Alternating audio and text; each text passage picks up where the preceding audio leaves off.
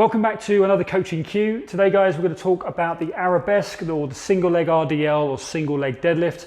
The one cue I want you to really keep an eye on and keep thinking about is maintaining a nice stable hip position. And so obviously that's going to mean hip and trunk and shoulders. Okay, so what we're going to look to avoid today is this big twist and this flaring of the hip. Okay, when we're looking to train the hamstring and train the glute, what we're looking to avoid is this twisting going through the body. What we're looking for is that nice linear pattern as you're coming through.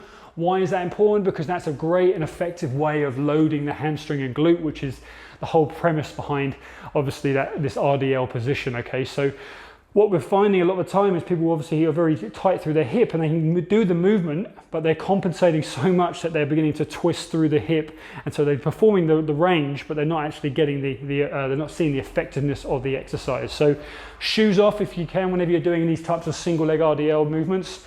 So I'm going to kick the shoes off. And guys, what I want you to think about when you're seeing it from behind is finding that single leg position, and we're trying to avoid this hip tilt position. What we're looking to do is maintain this lovely kind of even pelvis, even shoulder position as you're coming through.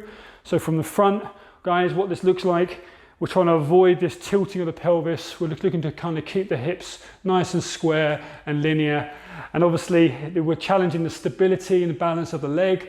But again, we're looking to maintain this lovely, good, strong position. When we start to apply load, the game changes a little bit, as you imagine, as in things start to get harder. But again, I want you to keep the weight in the opposite hand to the foot that you're working, because if we go same leg, same hand, what tends to happen is this twisting through the hip even more so. But having the weight in the opposite hand allows for that nice neutral position through the hip and the shoulder. So whenever we're delivering this type of movement, we're big fans of holding. I'm a big fan of holding it in the opposite hand to the foot that you're or the leg that you're standing on. All right, because it's all about maintaining this lovely neutral position through the pelvis, through the shoulders.